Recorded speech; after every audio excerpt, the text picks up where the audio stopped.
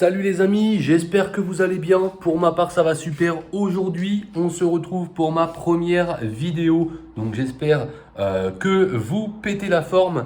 Donc n'hésitez pas, comme je dis en ce début de vidéo, n'hésitez pas à vous abonner tout simplement parce que bah, voilà, c'est le début, c'est un petit peu dur. Mais merci à tous ceux qui vont s'abonner, tous ceux qui vont activer la cloche des notifications. C'est hyper important, comme ça vous allez être au courant de toutes les prochaines vidéos. Et voilà. N'hésitez pas également à mettre un petit like pour me soutenir les amis. Donc ça serait vraiment cool. Et voilà. Donc dans cette vidéo, je vais tout simplement me présenter vaguement et vous dire de qu'est-ce qu'on va parler principalement sur cette chaîne. Donc moi, à propos de moi, j'ai 26 ans. Je vis en France, à peu près, enfin en France, mais je suis vraiment très très proche de la Suisse. Si vous voulez, je suis à vraiment 20 minutes, enfin allez, 30 minutes de Genève. Donc c'est vraiment pas très très loin de chez moi. Et j'aime particulièrement le sport. C'est d'ailleurs le thème un petit peu pour l'instant parce que ça pourrait changer sur la chaîne. Je ne sais pas si je trouve d'autres passions, etc. Mais voilà, au début, ça va vraiment être le sport car j'aime ça tout simplement. Et dans cette vidéo, donc, on va parler du vélo. Donc pourquoi le vélo? Parce qu'il y a maintenant, j'ai envie de dire, quelques semaines, je me suis vraiment intéressé au vélo parce que bah, je me suis dit c'est un sport que je n'avais pas encore réellement fait. Donc je me suis dit, donc déjà, premièrement, il faut que je m'achète le vélo. Parce que si j'ai pas de vélo, bah, je ne peux pas faire de vélo, vous m'avez compris. Donc voilà, j'ai acheté un vélo, je vais vous le présenter brièvement. Et ensuite, on ira regarder sur Internet un article concernant le vélo, particulièrement sur le Tour de France, la première étape du Tour de France, les amis. Donc, pourquoi je me suis acheté un vélo? Bah, déjà, j'ai vu le Tour de France, ça m'a donné envie d'en faire. Donc, je me suis acheté un vélo. Bon, c'est pas un vélo de premier prix, mais c'est pas non plus un vélo extrêmement cher. Si vous voulez, je l'ai acheté 300 euros. Bon, c'est déjà un bon vélo d'occasion.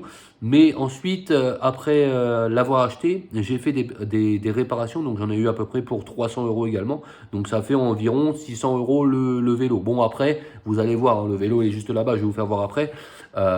Après, il y a beaucoup de choses qui ont été refaites à neuf. Donc, ça me fait un petit vélo plutôt pas mal, les amis. Donc, moi, j'ai pris, bah, bien évidemment, un vélo de route, sinon je vous aurais parlé de VTT. Et on va directement aller le voir, les amis. Je l'ai rentré. Donc voilà, il est juste là. Donc je vous le fais voir. Donc d'ailleurs, il y a un petit ballon là, juste là. Je sais pas ce que ça fait là.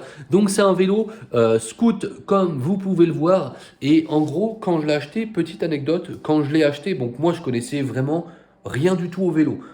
Si vous voulez, je savais même pas comment changer les vitesses sur ce vélo. Parce que moi, j'avais l'habitude de faire du VTT. Les vitesses, c'était juste là, sur le guidon. Mais en fait, non. Sur ce vélo, pour changer les vitesses, c'est juste là. En fait, il faut appuyer vers l'intérieur comme ça et ça change les vitesses. Donc, petite anecdote par rapport à ce vélo, même si juste après, je vais vous faire voir tout ce que j'ai changé, etc. Petite anecdote, en gros, j'ai vu une annonce sur Internet concernant du coup ce vélo et je me suis dit, bon, il est pas mal, il n'est pas non plus excessivement cher, même si c'était 300 euros. Il faut savoir que ce vélo neuf, il vaut à peu près 1200, 1300 euros. Donc, je me suis dit, bon, il est plutôt pas mal. Mais par contre, en fait, il n'y avait pas de pédale sur le vélo. C'est-à-dire que la personne le vendait sans pédale. Mais moi, je ne comprenais pas au début parce qu'en fait, les pédales, ça s'adapte aux chaussures. Donc, en fait, la personne pensait que j'avais vraiment des chaussures spécifiques pour aller sur ce vélo avec mes pédales. Sauf que moi, j'avais rien du tout. Je l'ai jeté la pédale d'ailleurs. Donc, je lui ai dit s'il pouvait mettre des pédales basiques de VTT, entre autres. Et du coup, il m'a mis les pédales de VTT, sauf que quand il a mis les pédales, il a forcé un petit peu. Donc, quand je dis un petit peu, il a quand même forcé. Donc moi, n'y connaissant rien au vélo, je me suis dit, dans ma tête, c'est normal, il faut que les pédales ils soient bien mises. Sauf que quand j'ai fait ma première sortie en vélo, donc moi j'habite en montagne, donc ça monte quand même relativement. Quand j'ai fait ma première sortie en vélo, au fur et à mesure de pédaler, je me suis dit, mais attends, la pédale, elle est en train de partir. Et en fait, la personne avait mal vissé la pédale. Elle l'avait vissé mal en fait. Et le pas de vis, au fur et à mesure, est mort. Et du coup, la pédale a fini par se détacher.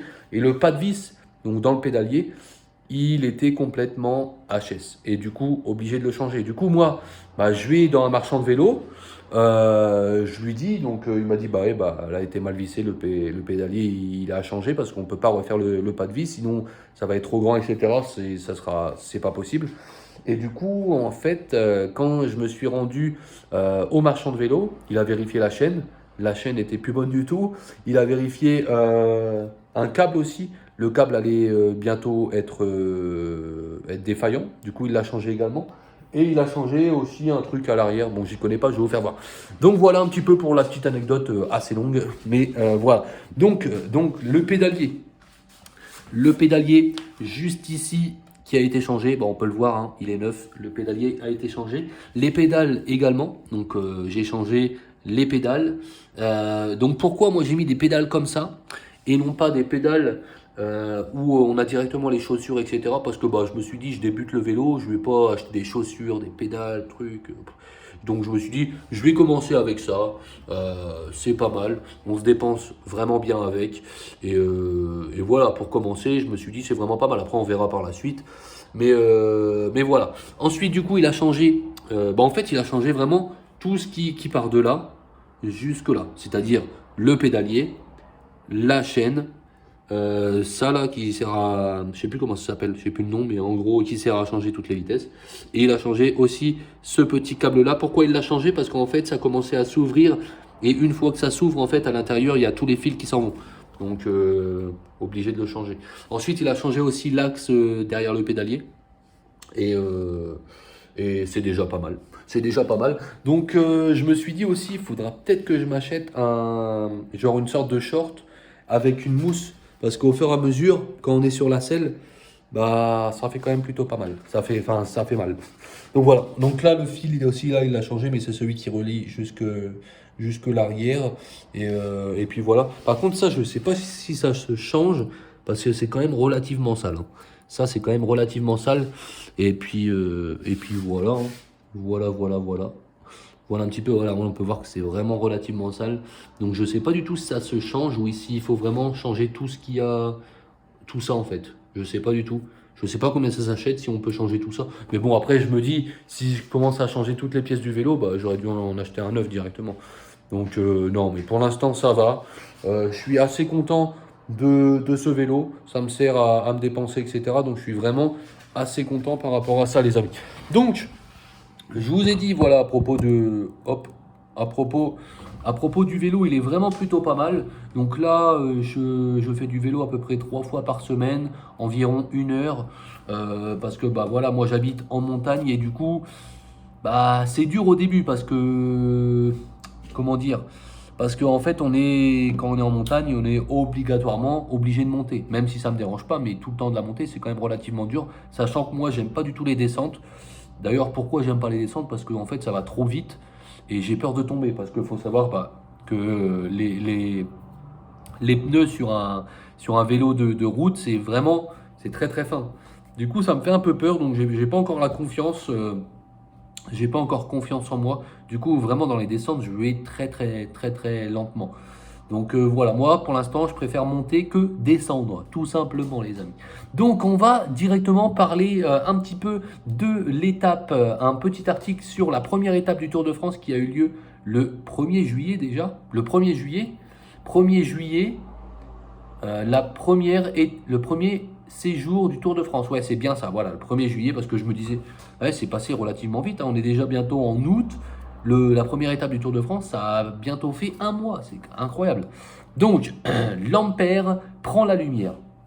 Alors, le premier séjour du Tour de France au Danemark a débuté par un contre-la-montre tracé dans les rues de la capitale, dont les routes ont été arrosées pour intermittence dans la fin de l'après-midi. Pour intermittence, je ne sais pas trop ce que ça veut dire, mais ok. Parmi les grands favoris du jour, Wout van Aert est parvenu dans un premier temps à remporter sa confrontation avec Filippo Ganna et avec Pogacar.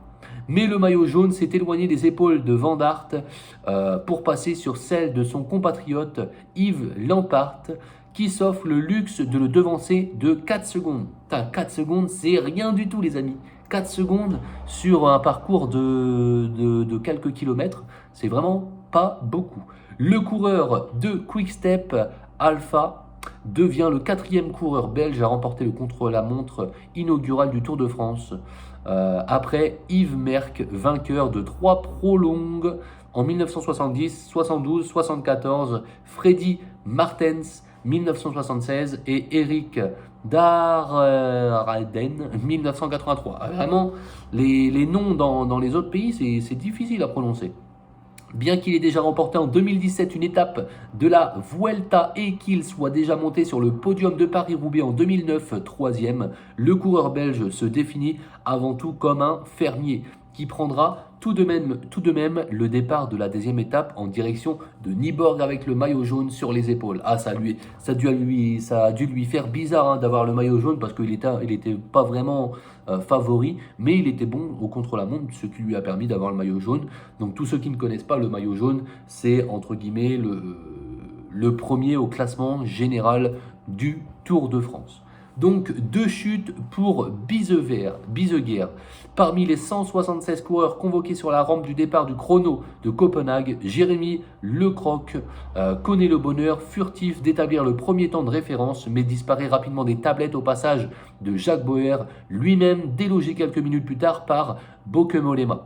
Stéphane Bisberg se présente comme un client sérieux, mais ses espoirs sont anéantis par un enchaînement de 2 glissades qui le mettent par terre. Le champion des Pays-Bas est ensuite surpassé par son compatriote Mathieu Van der Poel, qui se positionne comme un prétendant crédible à l'étape du jour à mesure que la pluie gagne en intensité.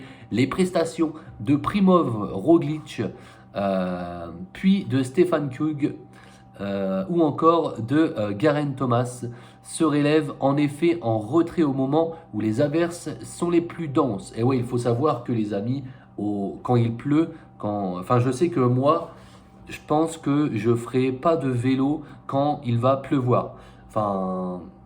Même sur où j'irai pas très très vite, où je ferai que des montées, parce que ça glisse quand même pas mal. Et en plus d'ailleurs, j'ai mon pneu arrière qui est vraiment usé, il va falloir que je le change. Mais ouais, ça glisse vraiment pas mal. Alors, Van Aert, plus fort que Ghana.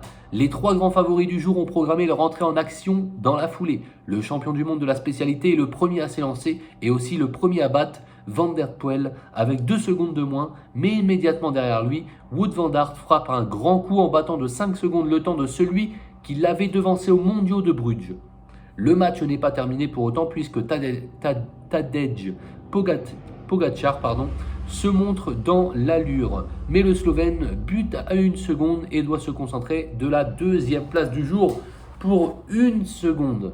C'est incroyable, 1 seconde. Il n'empêche. Et déjà, je regardais les étapes du Tour de France, c'est quand même... je trouve qu'il y a vraiment pas mal de chutes. C'est incroyable le nombre de chutes qu'il peut y avoir. Et même des fois, on peut les voir, ils sont en train de descendre. Les coureurs, il y a quelques coureurs qui peuvent chuter. Et malgré leurs blessures qui peuvent être incroyables quand même à la caméra, ils se relèvent et ils montent comme s'ils avaient l'habitude de tomber. Alors que vraiment, moi, des fois... après, on va pas se mentir que quand ils se cassent, par exemple, le poignet, etc., là, ils peuvent pas repartir. Mais sinon, quand c'est vraiment une contusion sur la jambe, le coude, la fesse, etc., ils repartent directement et ça me surprend assez. D'ailleurs, en parlant de chute, il faut savoir que je crois, si je ne me trompe pas, les blessures les plus fréquentes pour ceux qui font du vélo, c'est les chutes les fractures du poignet. Parce que en fait, quand tu tombes, tu as le réflexe de te rattraper sur les mains. Et le poignet, avec la vitesse, etc., ça prend très très cher. Donc, Yves Lampaert, je n'aurais jamais pu en rêver, mais je l'ai fait. Je pensais que le top 10 serait un bon résultat en me représentant sur ce chrono. Je ne me rends pas compte de ce qui m'arrive. Je suis qu'un fermier. Je n'aurais jamais pu en rêver, mais je l'ai fait. Je savais que j'étais en bonne condition, mais de là à remporter une étape du Tour de France et en plus la première, battre Van Aert, tous les concurrents, est incroyable pour moi. Quand je suis passé, c'était encore mouillé, donc je pense que j'ai roulé dans les mêmes conditions que les autres. Je crois que je peux être fier de ce que j'ai fait. Je vais porter le maillot jaune sur mes épaules au moins une journée, mais je pense que je vais le réaliser quand le Tour de France sera fini ou alors quand je vais croiser ma copine lorsque nous serons en Belgique dans quelques jours. C'est quand même incroyable. En fait, si vous voulez, c'est bon. Il fait le Tour de France, donc c'est pas non plus quelqu'un qui est débutant. C'est quelqu'un qui est vraiment confirmé. Mais il n'était vraiment pas dans les personnes susceptibles d'avoir le maillot jaune. C'est pour ça que je suis vraiment content pour lui qu'il a pu tout donner pour même avoir sur ses épaules le maillot jaune au moins une fois. C'est quand même extraordinaire d'avoir le maillot jaune une fois sur ses épaules. Je ne sais pas ce que vous en pensez. Et même le maillot vert, le maillot vert. Donc tous ceux qui ne savent pas, donc sur le Tour de France, il y a 4 maillots. Le maillot jaune, le maillot vert, le maillot à pois et le maillot blanc. Donc en fait ces 4 maillots, ça désigne quoi? Le maillot jaune, donc c'est celui qui est provisoirement premier sur le classement général. Le maillot vert, c'est le meilleur sprinter, donc celui qui fait des sprints quand il y a des... comment je pourrais vous dire ça? Si vous voulez, sur le parcours du Tour de France, il y a des moments, il y a des sprints à réaliser. Et si vous finissez premier, etc., vous avez un certain nombre de points. Et au fur et à mesure, les points s'accumulent et vous êtes premier. Ensuite, le maillot à pois, c'est le meilleur grimpeur. Donc, c'est celui qui est le meilleur dans les montées. Donc, grimpeur, voilà, c'est les montées. Donc, pareil que le maillot vert, il y a un système de points qui fait que plus vous êtes premier dans les montées, à l'arrivée des montées, plus vous avez de points. Et le maillot blanc, c'est le meilleur jeune. Donc, le meilleur jeune, ça va jusque 20, 21 ou 23 ans. 21 ou 23 ans, je crois, si je ne me trompe pas. Voilà un petit peu pour les 4 maillots. Voilà les amis, sur ce, moi je vais vous laisser là-dessus. On a parlé de vélo dans cette vidéo, ça fait super plaisir. La prochaine, prochaine vidéo, ça sera sur un autre sport. Donc si vous aimez le sport, n'hésitez pas à vous abonner, à activer la cloche des notifications. N'hésitez pas à mettre un petit like sur cette vidéo et éventuellement un petit commentaire si vous avez des questions à poser, des choses à rajouter sur cette vidéo. On se dit à la prochaine les amis. Ciao!